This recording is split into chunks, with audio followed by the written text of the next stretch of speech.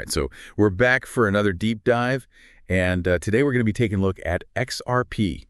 Sounds good. Yeah, especially, with this recent price surge and all the speculation about, its future role in, like, basically all of finance. Yeah, definitely a lot to unpack there. Yeah, you said there were some pretty wild sources. Yeah.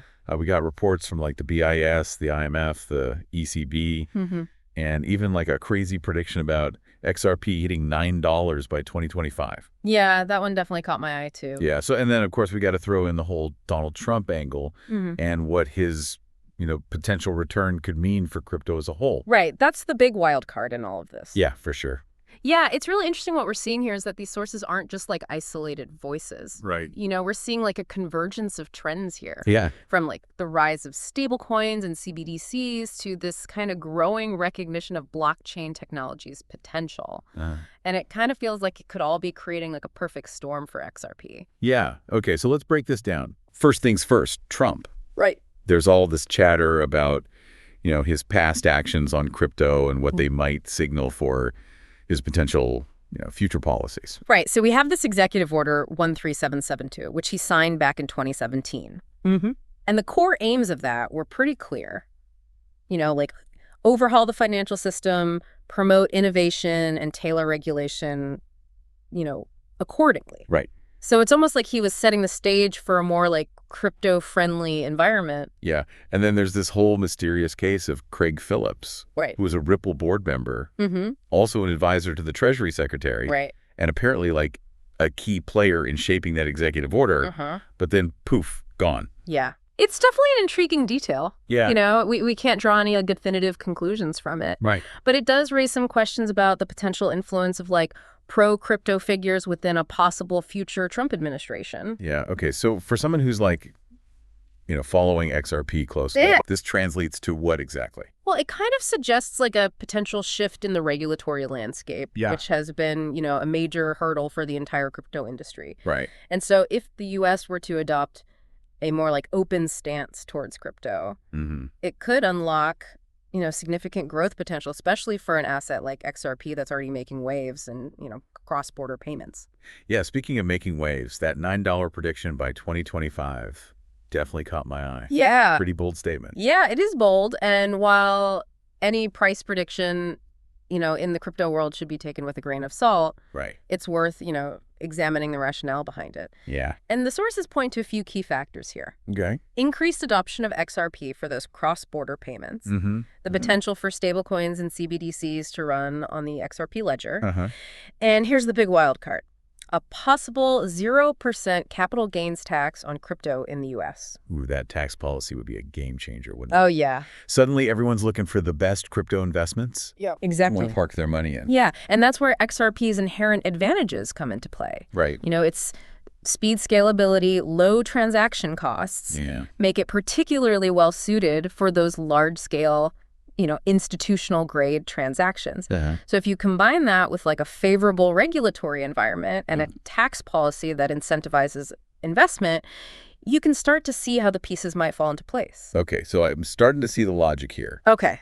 But let's step back for a sec. Sure. Why are these institutions like the BIS, IMF, and ECB even paying attention to XRP? That's the big question, isn't it? Yeah. And I think the answer is they're recognizing that the future of finance is digital.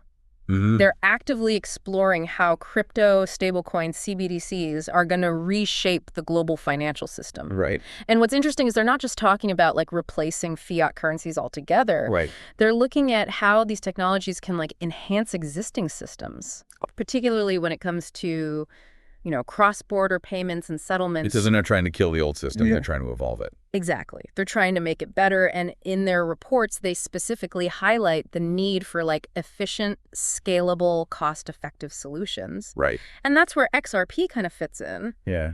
It ticks all the boxes in terms of speed, cost, and security. Right. And the ECB even had a pretty direct quote about liquidity being like a key factor in the success of these new financial models. Yeah. They said the currency pairs traded on the marketplace will naturally gravitate to those offering the most liquidity. And as you know, XRP is inherently designed to be highly liquid. Right. So it's not just about speculation and hype. Right. There's like a real tangible reason why these institutions are paying attention to XRP. Exactly. It's about solving real-world problems. Yeah. Particularly in the realm of cross-border payments, which is currently a very inefficient and costly system. Yep. Right. Okay, I'm following you. But I got to admit, I'm still a bit fuzzy on how XRP would actually work with stablecoins and CBDCs. Okay. Yeah, that's a good point. We were talking about them potentially running on the XRP ledger. Yeah. But I'm still trying to visualize how it all fits together. Okay, so picture this. Imagine a world where central banks around the globe are issuing their own digital currencies. Okay. These CBDCs need to be able to interact with each other seamlessly, Mm-hmm. and they need a reliable, efficient infrastructure to facilitate those cross-border transactions. Right. That sounds like a logistical nightmare. It could be, yeah. Yeah. But the XRP ledger is designed to handle exactly that kind of complexity. Okay. It can process transactions in seconds with minimal fees, and it's built for interoperability. So you're saying XRP could be like the bridge that connects all these different CBDCs, Yeah, exactly. enabling seamless, low-cost transactions across borders. Precisely. It could be the glue that holds the entire system together. Okay, that's a pretty powerful vision. It is. Okay, so I think I'm getting that. Mm-hmm. But let's shift gears a little bit Sure. and explore this idea of XRP as like a bridge currency. Okay. It's a concept that keeps popping up in these sources. Yeah. And I'm just curious to understand, like, how it actually plays out in practice. So it's a really elegant solution when you actually think about it. Okay. Right now, the global financial system is like this patchwork of different currencies Right. and systems and regulations. Yeah. It's slow, it's expensive, and it's like ripe for disruption. Yeah, trying to send money across borders sometimes feels like you're navigating a bureaucratic maze. Exactly. And with XRP, you have a digital asset that can move value across borders seamlessly, almost instantly, Mm-hmm. and with minimal fees. Right. It's like having a universal translator Right. for money. So how does this bridge concept work with stablecoins and CBDCs? Right. And we were talking about them potentially running on the XRP ledger. Mm-hmm. But I'm still trying to visualize like how it all fits together. Yeah, so think of it this way. Stablecoins and CBDCs are basically like digital representations of different currencies. Mm-hmm. They offer that stability of traditional fiat currencies, Right. but with the speed and efficiency of blockchain technology. Okay, so that makes sense. Yeah. But how do they actually connect with each other?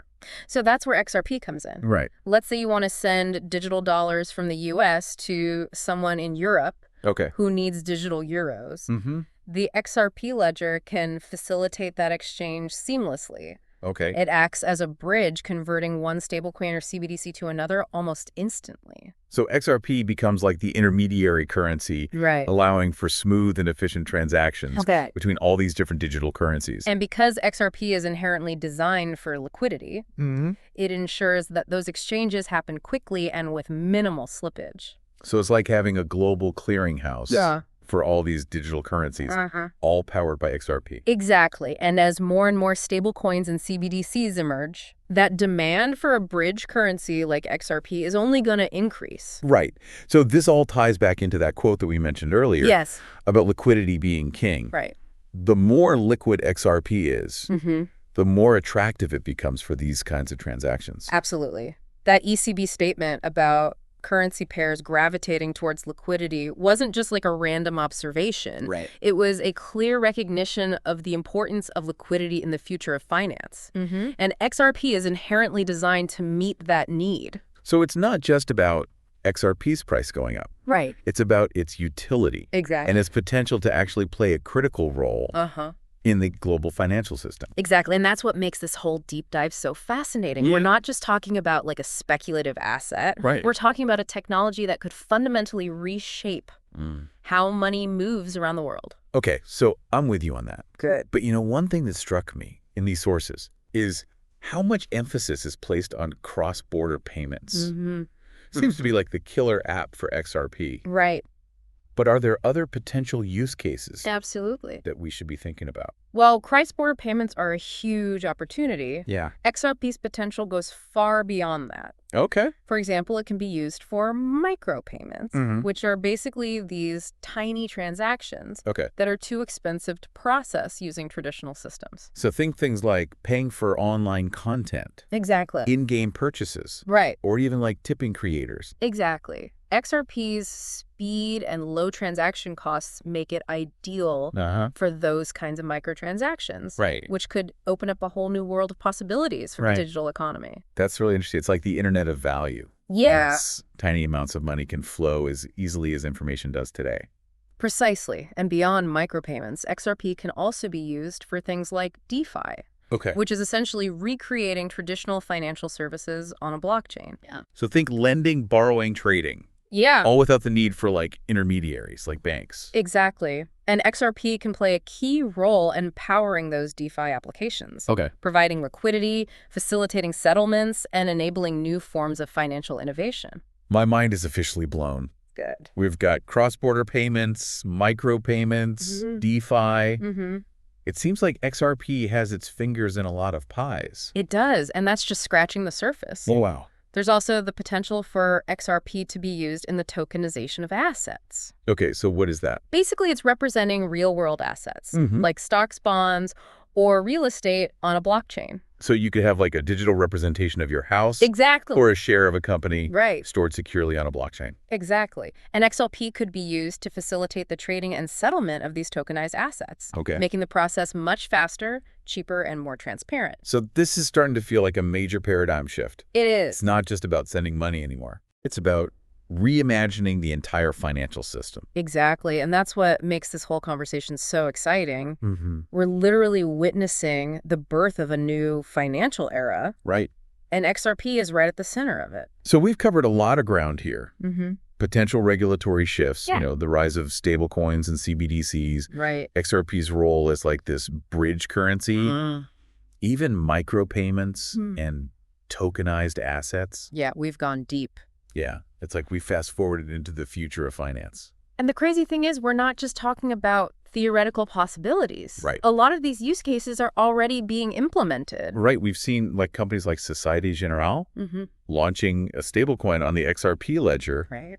That's a pretty big deal. It is a big deal. It shows that these traditional financial institutions they're starting to recognize the potential of XRP and blockchain technology to enhance their existing systems. And it's not just Societe Generale. We're seeing similar initiatives from banks and financial institutions all over the world. So the adoption's happening. It is. It's just a matter of scale now. Exactly. And that's where things get really interesting. One of the sources you shared mentioned this ISO 2022, which is this new global standard for financial messaging. And what's intriguing is that Ripple has been actively involved in shaping this standard, making sure that XRP is compatible with it. So they're not just building their own little ecosystem. They're integrating XRP into like the fabric of the global financial system. Exactly. By 2025, when this ISO 2022 is fully implemented, virtually every major financial institution will be using it. Wow. And that means XRP will be like seamlessly integrated into this network, potentially facilitating trillions of dollars worth of transactions every day. Wow, that's a mind-boggling number. It is. But let's face it, you know, no technology is without its challenges. So what are some of the potential roadblocks that XRP might encounter on its path to, you know, mainstream adoption? Well, one of the biggest challenges, as we've already touched on, is regulation. Governments around the world are still trying to figure out how to approach cryptocurrencies. And that lack of clarity can create a lot of uncertainty for businesses and investors. We're still waiting for a resolution to that whole SEC lawsuit against Ripple, which has been hanging over XRP like a dark cloud for years now. It has. But what's encouraging is that the regulatory tide seems to be turning. We're seeing more and more countries adopting like progressive stances towards crypto, recognizing its potential to drive innovation and economic growth. And of course, there's the whole Donald Trump factor that we talked about earlier. His potential return to the White House, combined with, you know, the possible influence of figures like Craig Phillips, could lead to a more favorable regulatory environment for crypto in the U.S. It certainly could. And if that were to happen, it could remove a significant barrier to XRP's growth. Particularly in the U.S. market, which is still a major player in the global financial system. So the regulatory landscape is like a wild card. It is. But the potential upside is huge. if things move in a positive direction. Absolutely. And beyond regulation, another challenge is simply awareness and education. A lot of people still don't understand what XRP is or how it works. Right. There's a lot of misinformation and skepticism out there, which can hinder adoption. It's easy to get lost in all the hype and speculation It is. that surrounds the crypto world. Yeah, and that's why deep dives like this are so important. Right. It's about like cutting through the noise and getting to the heart of what XRP is, how it works, and why it matters. So for our listener who's been on this journey with us today, what are some of the key takeaways they should be thinking about? Okay, so here are a few things to consider. Okay. First, XRP is not just a speculative asset. Right. It has real-world utility and is already being used to solve real-world problems, particularly in the realm of cross-border payments. It's not just about the price going up. Right. It's about the technology. Yeah. And its potential to improve the financial system as a whole. Exactly. Second, the regulatory landscape is evolving, and while there are challenges, there are also signs of progress towards a more crypto-friendly environment, especially with the potential for shifts in U.S. policy. So stay tuned. Things could get very interesting on that front. They could. And third, education is key. Okay. The more you understand about XRP, the better equipped you'll be to make informed decisions. Don't just rely on headlines or social media chatter. Right. Dig deeper research and form your own opinions. So do your homework. Yeah. And be an informed participant. Exactly. In this exciting new financial era. Precisely. And remember, the future of finance is being written right now. Yeah. And it's a future where XRP has the potential to play a significant role. Well said. All right. So on that note, we'll wrap up this deep dive into the world of XRP. Sounds good. We've covered a lot of ground. We have. From the technical details to the macroeconomic trends. Yeah. And I hope you found this exploration as fascinating as we have. It's been a pleasure. Yeah. And to our listeners, thanks for diving in with us. Yeah. Thanks for listening. Stay curious, stay informed, and keep exploring the depths of knowledge. Until next time. See you next time.